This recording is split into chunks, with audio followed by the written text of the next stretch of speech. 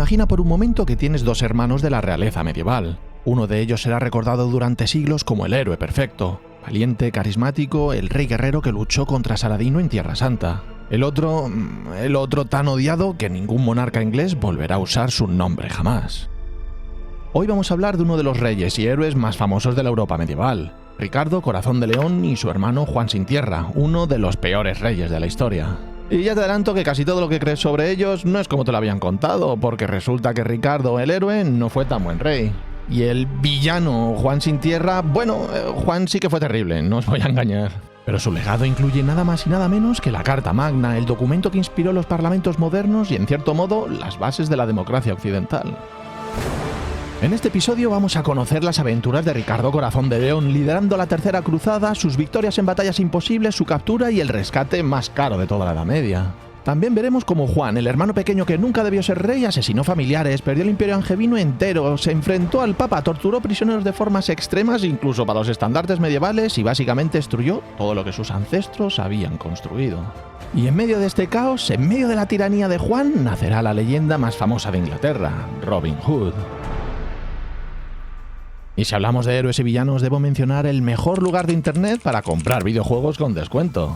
En Instant Gaming podrás encontrar juegos como Manor Lords, Crusader Kings 3, Europa Universalis 5, Civilization, Anno y muchos otros con los mejores precios del mercado. Usa el link de la descripción y aparte de apoyar el canal, le estarás dando un respiro a tu cartera.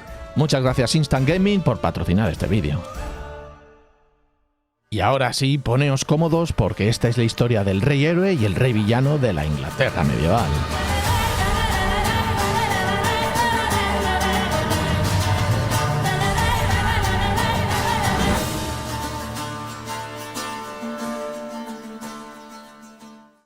Muy buenas a todos, soy Escocés y para entender cómo dos hermanos acabaron en extremos tan opuestos de la historia, tenemos que empezar por el principio. Y el principio es una de las familias más poderosas y disfuncionales de la Edad Media, los Plantagenet. El padre era Enrique II, rey de Inglaterra, un hombre que controlaba un imperio que se extendía desde Escocia hasta los Pirineos, aunque el verdadero cerebro de la operación era su esposa, Leonor de Aquitania. Leonor no era una reina consorte cualquiera. Esta mujer había sido reina de Francia antes de divorciarse y casarse con Enrique y controlaba Aquitania, que era uno de los territorios más ricos de Europa. Financiaba trovadores, promovía el amor cortés y básicamente era la mujer más poderosa de su tiempo. Y vivió hasta los 80 años, una edad nada desdeñable para la época. Entre Enrique y Leonor tuvieron 8 hijos. 8. Y como solía pasar en todas las familias numerosas medievales con demasiado poder y tierras que repartir, se odiaban a muerte. Vamos a conocerlos. En el año 1153 nació Guillermo, que fue el primero, pero murió a los 3 años, el único varón que se libró del drama familiar. Enrique el joven fue el segundo hijo, y su padre lo coronó estando aún en vida, ya que quería asegurarse la sucesión.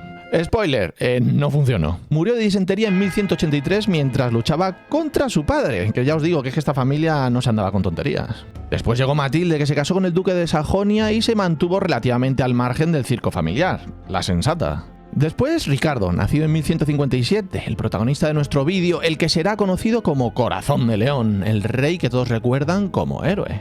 Tras él nació Godofredo II, duque de Bretaña, que moriría en 1186 durante una justa, dejando un hijo pequeño llamado Arturo, que ya hablaremos de él más tarde. Leonor de Inglaterra, que acabó siendo reina de Castilla al casarse con Alfonso VIII, otra que tuvo la suerte de irse lejos. Juana, que fue reina de Sicilia, su historia es fascinante y hablaremos de ella un poquito después. Y finalmente, Juan, el antagonista de esta historia, nacido en 1166, el Benjamín, el último, el que nunca debió ser rey. Y ahora la pregunta obligada. ¿Cómo es posible que dos hermanos criados por los mismos padres acabaran siendo tan diferentes? La respuesta corta es que no lo fueron tanto. Aunque a Ricardo se le recuerde como un héroe y a Juan como un villano, lo cierto es que ambos fueron ambiciosos, despiadados y estaban dispuestos a traicionar a su propia familia por poder. Pero no nos adelantemos, quedémonos con que la diferencia es que Ricardo ganó sus guerras y Juan las perdió. Y es que en la historia, como en el Age of Empires, lo único que importa es el resultado. Sobre su relación cuando eran niños, los cronistas no hablan mucho. Ricardo era 9 años mayor que Juan. Cuando Ricardo ya estaba luchando en Aquitania, Juan apenas era un adolescente. No hay evidencias de que fueran especialmente cercanos ni de que se odiaran en su juventud, simplemente no se conocían demasiado. Ricardo estaba con su madre en Francia y Juan con su padre en Inglaterra. Pero eso estaba a punto de cambiar. The time has been my senses would have cooled to hear a night shriek. Ricardo Corazón de León. Ese nombre evoca imágenes de cruzadas, batallas épicas y honor caballeresco. Pero aquí va un dato que igual os sorprenda. Ricardo pasó la mayor parte de su vida en Francia, no en Inglaterra. De hecho, durante su reinado de 10 años solo estuvo en Inglaterra 6 meses. ¡Solo 6 meses! Vamos, que hay chavales que han pasado más tiempo de Erasmus en Inglaterra que su propio rey. Ricardo creció en Aquitania, que era el ducado de su madre Leonor. Hablaba occitano, la lengua del sur de Francia, y probablemente francés. Pero hay serios debates sobre si ni siquiera sabía inglés. Lo más probable es que lo hablara, pero poco y mal. Es que imagínatelo, el rey más famoso de Inglaterra no hablaba inglés. Brexit question in English, if you don't mind. Bueno, no, hombre, no vamos a hacer... Venga, adelante. Pero donde Ricardo realmente brillaba era en el campo de batalla. Y su madre Leonor lo sabía.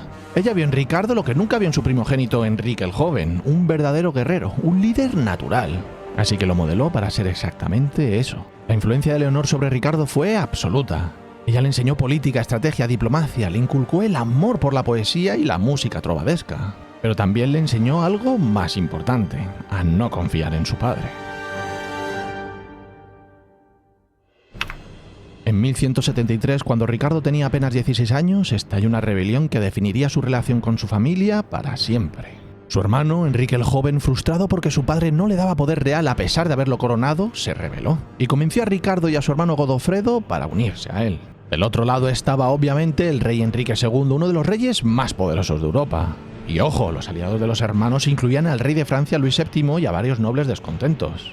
Era una guerra civil en toda regla. El historiador John Gillingham, uno de los mayores expertos en Ricardo, señala: la rebelión de 1173 y 74 fue el momento definitorio en la vida de Ricardo. Aprendió que el poder debía tomarse, no esperarse, y que la familia era el enemigo más peligroso de todos. La rebelión fue un desastre. Enrique II era muy buen comandante militar. En 1174 había aplastado la revuelta y capturado a varios de los rebeldes. Ricardo y sus hermanos tuvieron que humillarse y pedir perdón. Pero aquí viene un dato interesante. Enrique II, a pesar de estar furioso, quedó impresionado por las habilidades militares de Ricardo. Con 16 años, el chico había demostrado ser un comandante nato. Así que lo perdonó y le dio el ducado de Aquitania para que lo gobernara. Pero hubo un precio que pagar. Enrique II encerró a Leonor, la madre de Ricardo, la mujer más poderosa de Europa. Fue encarcelada durante 16 años como castigo por apoyar la rebelión de sus hijos. Imaginaos lo que eso hizo a Ricardo, ver a su madre, su mentora, su aliada más cercana, encerrada por su padre. Eso no lo perdonaría. Y mientras tanto, Juan... Pues Juan era demasiado joven para participar en la rebelión, tenía solo 7 años y a diferencia de sus hermanos, Juan no tomó partido. Pero oye, no porque fuera neutral por naturaleza, sino porque era un niño, por ahora. Pero piensa una cosa, mientras sus hermanos traicionaban a su padre, Juan se quedó con él. Y Enrique II nunca se olvidó de eso. De hecho, Juan se convirtió en el favorito de su padre. El historiador W. L. Warren sugiere en su biografía de Juan I que Enrique II veía en Juan lo que quería ver. Un hijo leal que no había participado en las maquinaciones políticas de su familia. Pero lo que realmente tenía era un hijo que simplemente había sido demasiado joven para traicionarlo. Todavía. Pero volviendo a Ricardo, ahora tenía poder, un poder real. Aquitania era suya y tenía un problema. Los nobles locales no le respetaban. Al fin y al cabo, ¿por qué iban a hacerlo? Era un adolescente extranjero impuesto por su padre. Y eso fue un gran error, un error gravísimo. Ricardo pasó los siguientes años demostrando por qué es recordado como uno de los mejores comandantes militares de la Edad Media. Y lo hizo aplastando rebelión tras rebelión con una brutalidad y eficiencia que dejó a todos boquiabiertos. Uno de sus primeros objetivos fue el castillo de Tailerbra, perteneciente a Godofredo de Rancón, uno de los nobles más poderosos de la región. Rancón pensaba que su castillo era inexpugnable. Estaba construido sobre un acantilado, tenía fortificaciones masivas y nunca había caído. Ricardo lo tomó en 2 meses. El cronista Roger de Hoveden, que vivió en esa época, escribió sobre Ricardo: era incansable en el asedio y audaz en el ataque. Donde otros veían muros impenetrables, él veía oportunidades. Los hombres le seguían no por amor, sino porque ganar con él era inevitable. Después de Tailerbra cayó el castillo de Pons, luego Richmond. Uno tras otro, los castillos inexpugnables de Aquitania se rindieron. Los nobles que habían desafiado a Ricardo ahora le juraban lealtad, no por respeto, sino por miedo. La familia Rancón, que había sido la espina en el costado de los Plantagenet durante generaciones, fue completamente sometida. Ricardo no solo ganó batallas, aprendió el arte del asedio y de la guerra psicológica, aprendió que a veces la reputación de brutalidad era más efectiva que la brutalidad misma. A los 20 años Ricardo ya era una leyenda en Francia. Sus enemigos le llamaban el León, sus aliados simplemente le llamaban el mejor.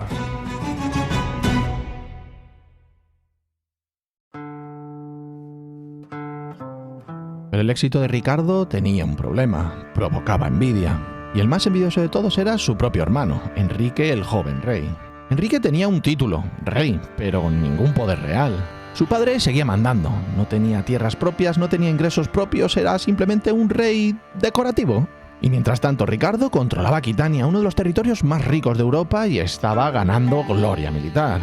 Eso le dolía a su hermano. En 1182, varios nobles franceses que odiaban a Ricardo se acercaron a Enrique el joven con una propuesta. Ayúdanos a echar a tu hermano de Aquitania y te apoyaremos. Y Enrique aceptó. Pero había un pequeño escollo en el camino. No podía simplemente atacar a su hermano sin una excusa. Su padre Enrique II se pondría furioso, así que Enrique el joven urdió un plan simple pero brillante. Ricardo llevaba años reparando y fortificando un castillo estratégico. Había invertido tiempo, dinero y esfuerzo en convertirlo en una auténtica fortaleza. Enrique el joven fue a su padre y le pidió ese castillo en concreto. Sabía que Ricardo se negaría, y cuando Ricardo se negó, Enrique el joven tenía su excusa. ¿Mi hermano me desobedece? Pues voy a enseñarle una lección. Y así comenzó otra guerra civil, esta vez entre hermanos. Enrique el joven invadió Aquitania con un ejército de mercenarios y nobles franceses. Inicialmente Enrique II, el rey de Inglaterra, quiso mantenerse neutral. Era su hijo contra su hijo después de todo, pero cuando vio que Enrique el joven estaba destruyendo territorios Plantagenet, se puso del lado de Ricardo. La guerra fue brutal. Enrique el joven tenía números, Ricardo tenía experiencia, castillos cambiaban de manos, ciudades ardían, ejércitos de mercenarios saqueaban el campo. Era un auténtico caos. Y entonces, justo cuando Enrique el joven parecía estar ganando terreno, enfermó. Disentería, probablemente la plaga más común en los ejércitos medievales. Enrique el joven murió el 11 de junio de 1183 con solo 28 años. Según las crónicas, en su lecho de muerte pidió perdón a su padre, lloró por sus pecados y murió arrepentido. O eso dicen las crónicas oficiales, que siempre pintan estas muertes como muy piadosas y edificantes. Aunque, si digo la verdad, yo no veo nada de piadoso en morir por disentería. Con la muerte de Enrique el joven, la rebelión colapsó y Ricardo había ganado. Otra vez. La muerte de Enrique el joven cambió todo.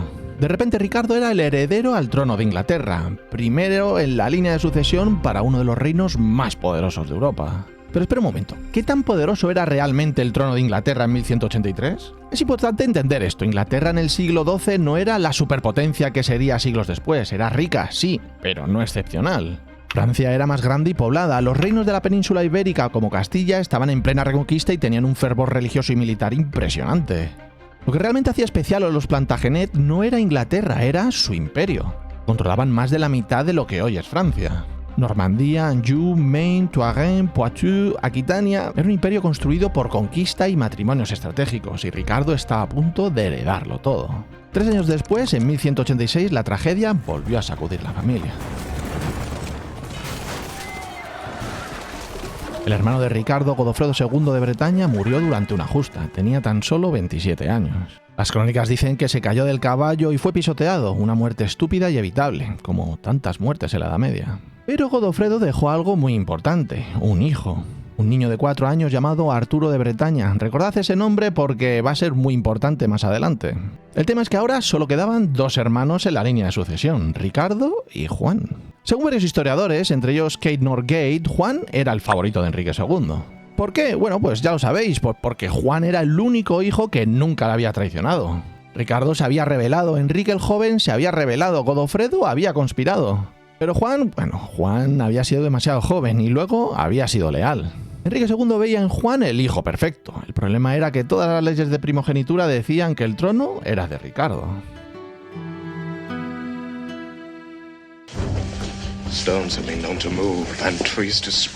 Así que tenemos a Ricardo, el heredero legítimo, comandante militar brillante, respetado y temido. Y por otro lado tenemos a Juan, el favorito del padre, pero sin tierras significativas. Y aquí es donde las cosas se ponen verdaderamente interesantes. Enrique II le pidió a Ricardo que cediera Aquitania a Juan. Quería que Ricardo, como futuro rey de Inglaterra, dejara Aquitania para su hermano pequeño. That's well said. Si has jugado a juegos como Crusader Kings 3, sabrás que esto es una petición bastante razonable, ¿verdad? Pues a Ricardo no se lo pareció y se negó en rotundo. Las razones de la negativa son debatidas. Algunos historiadores como James Flory sugiere que Aquitania era el territorio favorito de Ricardo. Era la tierra de su madre, donde había crecido, donde había construido su reputación y era su hogar, mucho más que Inglaterra al final. Otros sugieren algo mucho más oscuro, que Ricardo simplemente no confiaba en las capacidades de Juan. Y teniendo en cuenta cómo acabaría el reinado de Juan, bueno, pues yo creo que no le faltaba nada de razón a esta gente. Pero algo cambió. En 1189 Enrique II liberó a Leonor de Aquitania después de 16 años de prisión. Y es que imagínate la escena, la mujer más poderosa de Europa encerrada durante tanto tiempo, finalmente libre. Tenía ya unos 67 años y seguía siendo tan políticamente astuta como siempre. Como no podía ser de otra manera, Leonor volvió a Aquitania, que era su tierra, de la que seguía siendo la gobernante legítima. Y Ricardo, que adoraba a su madre, aceptó su vuelta al poder sin rechistar. A mí la relación entre Leonor y sus hijos tras su liberación me parece fascinante. Ricardo era claramente su favorito, compartían temperamento, ambición y amor por Aquitania. Y Juan era otra historia. John, you're so clean and neat. Leonor no le detestaba, pero tampoco le tenía el cariño que sentía por Ricardo. En los años venideros sería Leonor quien salvaría a Ricardo y quien mantendría unido su reino. Para Juan solo tendría tolerancia. 1189 fue un año terrible para Enrique II, y todo comenzó con una alianza que nadie vio venir. Ricardo encontró un nuevo aliado, el rey de Francia, Felipe II, conocido como Felipe Augusto, y no era cualquier aliado, ¿eh? Es que de hecho Felipe era el rey que pasaría a la historia como el hombre que destruyó el imperio Plantagenet. Pero eso más adelante. Por ahora digamos que Ricardo y Felipe eran amigos, muy buenos amigos. Tanto que algunas crónicas sugieren que compartían cama, aunque lo cierto es que en la Edad Media eso no tenía necesariamente las connotaciones que le podríamos dar hoy en día. Podía ser simplemente una demostración de confianza y alianza política. Pero, ¿por qué esta alianza? ¿Qué tenían en común un príncipe inglés y el rey de Francia contra Enrique II? La respuesta es complicada y tiene que ver con una mujer, Adela de Francia. Ricardo había sido prometido a Adela cuando ambos eran niños. Ella era la hermana de Felipe II, hija del anterior rey francés. Era el matrimonio perfecto para sellar la alianza entre Francia y Inglaterra, pero Ricardo no se casaba. Pasaban los años y seguía soltero. ¿Por qué? Las crónicas de la época sugieren algo escandaloso. Que Enrique II, el padre de Ricardo, había tomado a la joven Adela como amante. Que la chica que debía casarse con Ricardo estaba en el lecho del rey. ¿Verdad o rumor? El caso es que seguía sin casarse. Sea como sea, Ricardo aprovechó la oportunidad, salió con Felipe contra su propio padre y en 1189 juntos invadieron los territorios de Enrique II en Francia. La guerra fue rápida y brutal. Enrique II, que había sido uno de los reyes más temidos de Europa, estaba viejo, enfermo y cansado. Sus hijos le habían traicionado tantas veces que ya no le quedaba energía para seguir luchando. En julio de 1189, enfermo y derrotado, Enrique II se vio forzado a reconocer a Ricardo como su único heredero legítimo y aceptar las demandas de Felipe II. 2 días después, Enrique II murió en el castillo de Chinon. Tenía 56 años. Según las crónicas, cuando le leyeron la lista de nobles que se habían unido a Ricardo contra él, el primer nombre era Juan, su hijo favorito. El que nunca le había traicionado al final. Se dice que las últimas palabras de Enrique II fueron: vergüenza, vergüenza para un rey vencido. Y Ricardo no fue a su funeral. Para Juan, la muerte de su padre significó algo muy diferente. Había perdido a su protector. El hombre que quería hacer de algo más que el Benjamín había muerto. Y ahora su futuro dependía de la buena voluntad de un hermano que nunca había confiado en él. El 3 de septiembre de 1189, Ricardo fue coronado rey de Inglaterra en la abadía de Westminster. El nuevo rey tenía 32 años, era el comandante militar más respetado de Europa y tenía un imperio que se extendía desde Escocia hasta los Pirineos. ¿Y sabes qué fue lo primero que hizo como rey? Empezar a preparar su viaje a Jerusalén. Porque a Ricardo no le importaba gobernar, lo que quería realmente era la gloria eterna, y en 1189 solo había una forma de conseguir la gloria eterna: arrebatar Jerusalén de las manos de Saladino. Esta se convertiría en la mayor aventura que Ricardo tendría en su vida. Pero antes de comenzar con la aventura, hagamos un pequeño paréntesis. Porque para entender la obsesión de Ricardo con Jerusalén, tenemos que hablar de las cruzadas. Las cruzadas fueron básicamente guerras santas convocadas por el Papa para recuperar la Tierra Santa del control musulmán. La primera cruzada, del 1096 al 1099, había sido un éxito sorprendente. Los cruzados, contra todo pronóstico, habían conquistado Jerusalén y establecido reinos cristianos en Oriente Medio. Pero en 1187 Saladino, el sultán de Egipto y Siria, reconquistó Jerusalén y Europa enloqueció. Múltiples fuentes dicen que el Papa Gregorio VIII murió del shock cuando le llegó la noticia. Su sucesor, Clemente III, convocó inmediatamente la Tercera Cruzada y la Iglesia puso toda la maquinaria de propaganda medieval en marcha. Los predicadores recorrían las ciudades gritando que el fin del mundo estaba cerca si no recuperaban Jerusalén. Jacques de Vitry, predicador de las cruzadas, decía cosas como: Cristo llora en Jerusalén mientras tú disfrutas de tu casa, ¿le abandonarás en su hora de necesidad? Y es que era pura manipulación emocional que funcionaba muy bien. Los monjes iban de pueblo en pueblo mostrando reliquias, contando historias de martirio y prometiendo la salvación eterna a quien tomara la cruz. Si morías en la cruzada, ibas directo al cielo. Tus pecados perdonados, tu alma salvada. Un buen negocio, ¿no? Pero en la práctica era un negocio mucho más terrenal. Saqueo, tierras nuevas, gloria militar, en fin, ya sabes.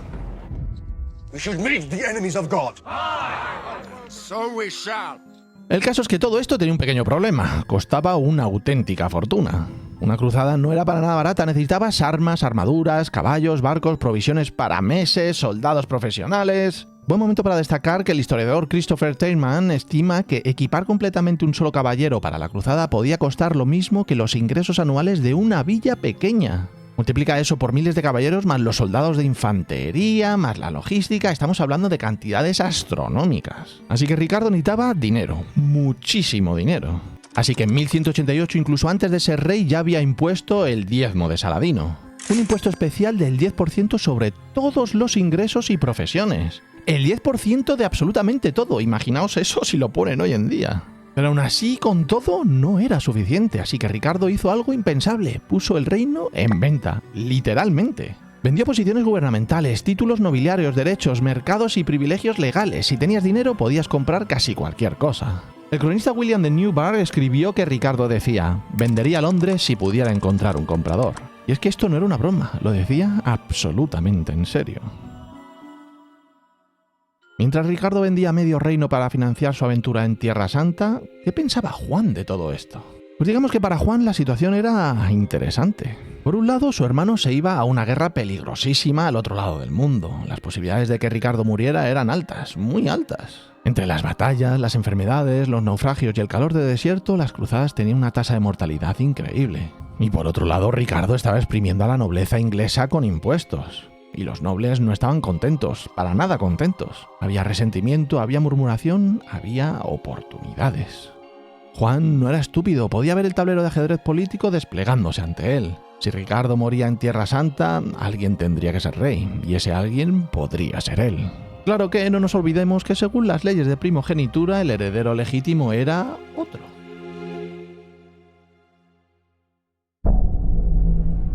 Cuando Ricardo partió hacia la Tercera Cruzada en 1190 no tenía hijos, ni esposa de hecho. Y según las leyes de sucesión, su heredero más cercano era Arturo de Bretaña, el hijo de su hermano fallecido Godofredo. Arturo tenía tan solo 4 años y Ricardo lo nombró oficialmente su heredero. Incluso firmó el Tratado de Mesina en 1191 mientras estaba en Sicilia de camino a Tierra Santa, donde confirmaba a Arturo como sucesor y prometía casarlo con una de las hijas del rey de Tancredo de Sicilia. Imagínate cómo le pudo sentar esto a Juan. Su hermano prefería dejar el trono a un niño de 4 años antes que a él. El mensaje no podía ser más claro. No confío en ti ni un poco, Juan. Ni un poco. Y además Ricardo se aseguró de que Juan no pudiera hacer nada mientras él estaba fuera. Organizó un gobierno regente complejo con su madre Leonor y varios nobles de confianza específicamente para mantener a Juan alejado del poder. ¿Le dio tierras? Sí. ¿Le dio ingresos? También. Pero el poder real, cero patatero. Pero aún así, Juan tenía algo que Arturo no tenía. Estaba allí, en Inglaterra. Y ya sabes lo que se dice, cuando el gato no está, los ratones bailan. Ricardo le había hecho jurar antes de partir que no intentaría tomar la corona mientras él estuviera en la cruzada y Juan se lo juró. Y como ya te estás imaginando, mintió mucho y muy fuerte. En cuanto Ricardo se fue, Juan empezó a conspirar. Salió con los nobles descontentos, empezó a acumular poder en las sombras y prometió reducciones de impuestos, favores, tierras. Todo lo que Ricardo había vendido o grabado, Juan prometía devolverlo. Y la mejor de sus jugadas, se alió con Felipe II de Francia, el que había sido el mejor amigo de Ricardo. Pero claro, aquí Felipe también vio una oportunidad. Si Juan se hacía con Inglaterra, el imperio plantagenet se fragmentaría y Francia ganaría. La traición ya estaba en marcha. Ricardo simplemente no lo sabía todavía.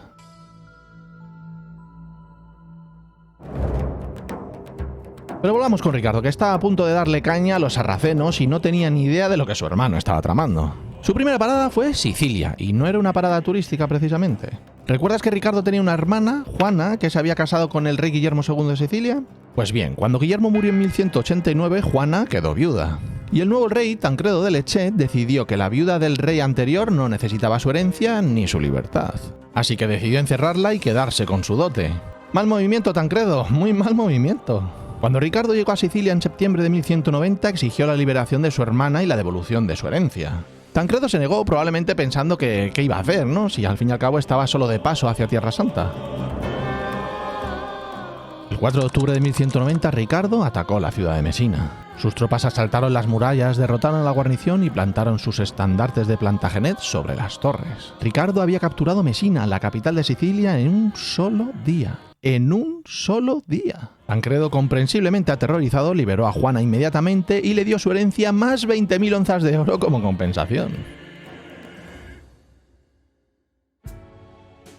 Y además, mientras estaba en Sicilia, Ricardo se prometió con Berengaria de Navarra. Berengaria era la hija del rey Sancho VI de Navarra. ¿Por qué se casaba con ella? Bueno, pues por estrategia política pura y dura. El problema era que Ricardo ya estaba prometido a Adela de Francia, la hermana de Felipe. Así que cuando Felipe se enteró del nuevo compromiso, bueno, digamos que le sentó como a los pájaros los perdigones. En aquel momento la amistad de Ricardo y Felipe se fue al garete para siempre. Ricardo continuó su viaje y aquí es donde la historia se pone rara, pero rara. Según varios cronistas, entre ellos Roger de Hoviden, durante el viaje a Tierra Santa, Ricardo tuvo una especie de crisis espiritual. Estamos hablando de un hombre que había pasado los últimos años guerreando, saqueando, matando y de repente, en un barco camino de la Guerra Santa, le entró un peso por sus pecados descomunal. Así que decidió confesarse públicamente.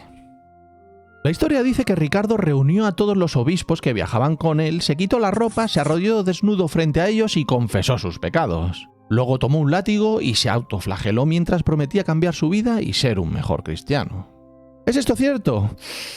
Bueno, es complicado. Hoviden es generalmente fiable, pero estas historias de conversiones dramáticas eran muy comunes en las crónicas medievales. Y es que los cronistas de la época amaban este tipo de narrativa, el pecador arrepentido que encuentra la redención, ya sabes. El historiador John Gillingham sugiere que la historia puede tener una base real, pero probablemente fuera exagerada y adornada por cronistas posteriores. Ricardo era piadoso, sí, pero también era pragmático. Una demostración pública de arrepentimiento fortalecía su imagen como líder de una cruzada santa. En otras palabras, puede que ocurriera, pero probablemente no fue tan dramático como nos cuentan. Su viaje continuó, y entonces, porque en la vida de Ricardo nunca podía haber un viaje tranquilo, varios de sus barcos naufragaron cerca de Chipre en abril de 1191. Y entre las personas de esos barcos estaba su prometida Berengaria y su hermana Juana. El gobernador de Chipre, Isaac Comneno, que se autoproclamaba emperador, ojito con este tío, vio el naufragio y decidió que era una oportunidad perfecta para un poquito de piratería medieval. Así que secuestró a las dos mujeres. Error fatal.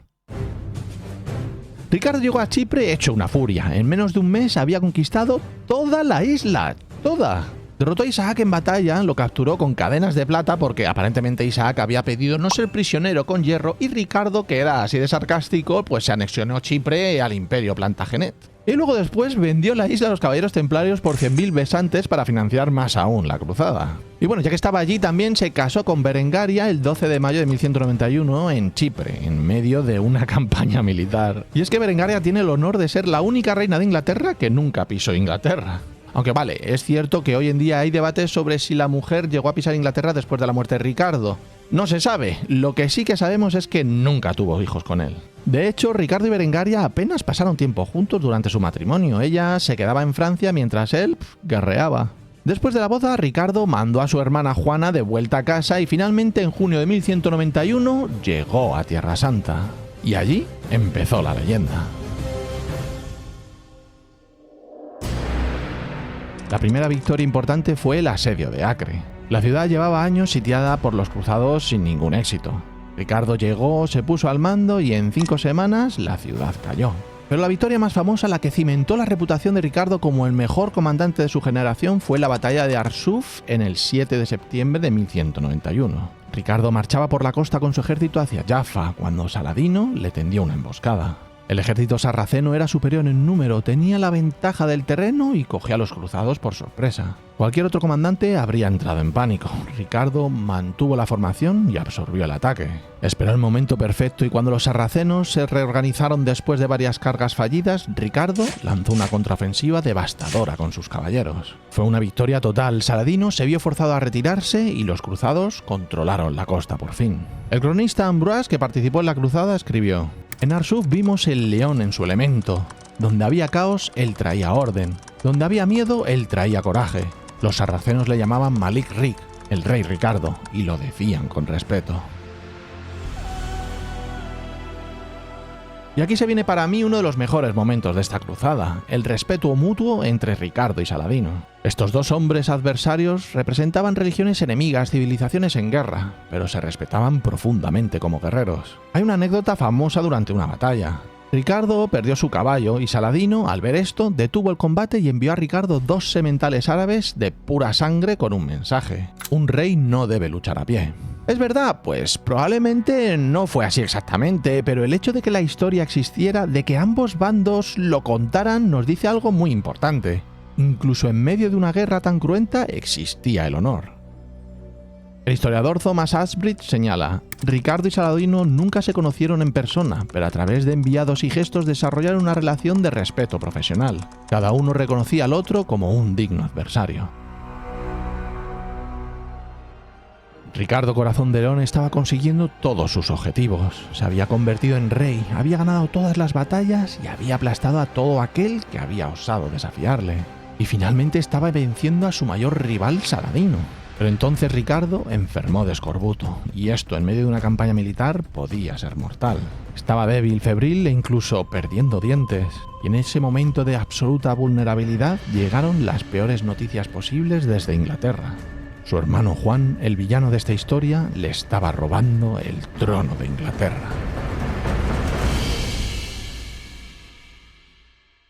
Y hasta aquí el vídeo de hoy. Sí, lo sé, lo dejamos en un momento muy interesante, pero no te preocupes porque el próximo domingo tendrás el desenlace de esta historia. Y no olvides que si has visto este vídeo una semana después de su publicación, te dejo por aquí la segunda parte.